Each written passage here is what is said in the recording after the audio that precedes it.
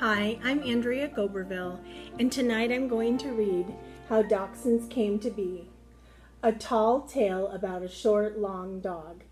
It's written by Kizzy Elizabeth Jones, and I used to work with her in Seattle, and so that's why I chose it today. Once upon a time, long, long ago, a little girl lived by a magical sea. She loved the sea and the soft sand and walked the beach every day. Whenever the outgoing tide pulled back the waves, the little girl gazed at colorful sea stars, anemones, mussels, and barnacles. Sea foam left behind on the shore from the surf reminded her of petticoats sashaying in the salt wind.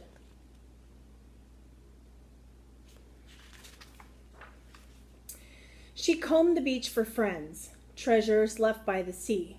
She discovered shells, sand dollars, and purple hermit crabs strewn on the beach like discarded toys. The little girl knelt and whispered to each, "How special you are. I wish you could come home with me."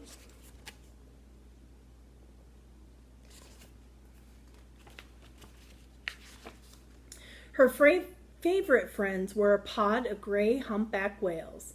The whales visited the Pacific Northwest twice each year. They migrated between their winter stay in the warm waters of the south and their summer stay in the cool waters of the north. How happy she was to see them and their newborn whale calves. The pod played with her by blowing water up in the air. The spray caught the sunlight and made shimmering rainbows. They teased her with their massive backs skimming just below the ocean's surface, breaching and then flashing their mighty whale tails. Such fun! How the little girl loved spending time with those friends. Sadly, she knew they could not go home with her.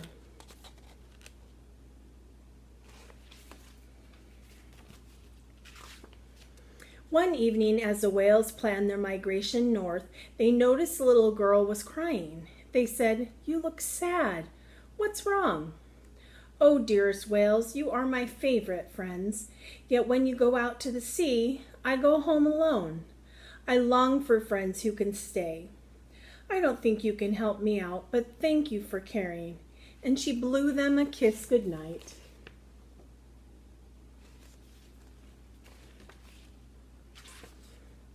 Later, the pod gathered, joined by many sea creatures who also loved the little girl. They all longed to help her feel less lonely. At first, each of the sea creatures thought a companion made in its own image would be the perfect friend for her.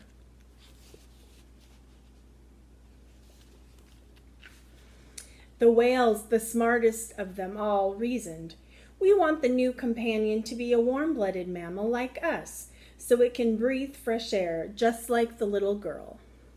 The sand-colored gooseneck barnacles said, "The companion needs to be like us, with a long nose to sniff out its food and to snuggle with the little girl."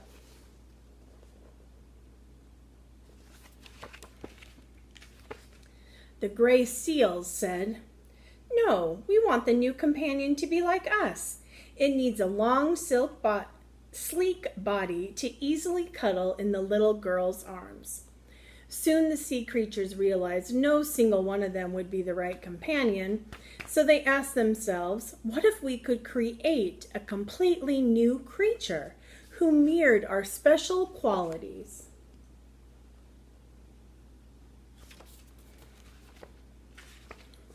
The moon-shaped anemones asked, "Could the new companion have soft wavy hairs for whiskers and eyelashes like us?" "Why not give its ears shaped like us?" mused the mussels. They knew their shape would be pretty and practical and offer protection from the sand and wind.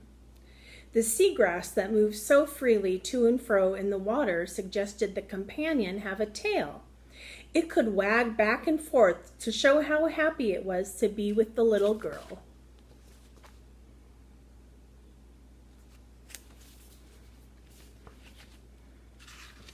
The octopus offered, "We think the new companion should have 8 legs like us."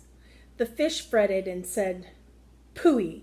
We have no legs. Why couldn't it be like us?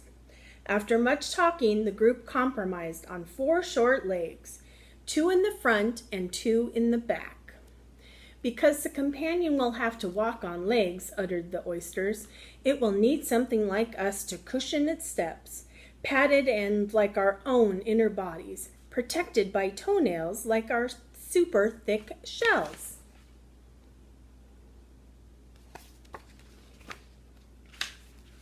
As the story goes, while the little girl slept, her ocean friends, the magic of the sea, and the power of love created not 1, but 3 new companions.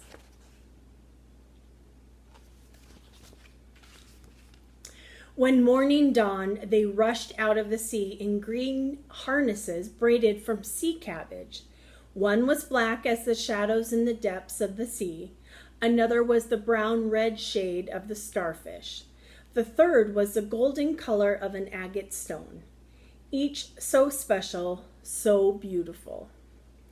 At once they wagged their tails and ran to the little girl, who scooped them up in her arms.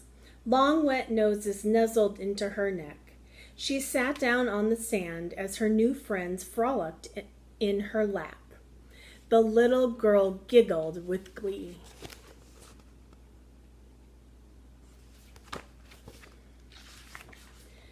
Floating on the waves, a fun-loving sea otter offered the final gift.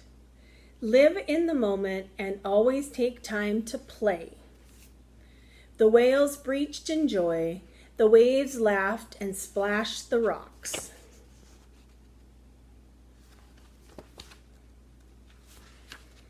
Now, as she walked the beach, her 3 new friends ran beside her.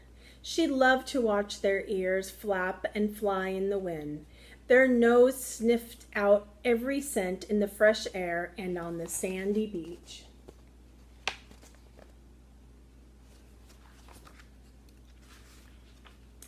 After the little girl waved goodbye to her dear whales and said goodnight to her sea friends, she guided her new loving companions home. As she hugged each one, she said, I am so happy. This is what I always wanted. Best friends who can play and stay. That was exactly what the sea creatures had intended, and that is how Dachshunds came to be. And they continue to make people happy to this very day.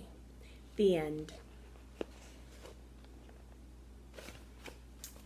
Thank you so much for sharing this with me tonight. We'll see you soon. Bye.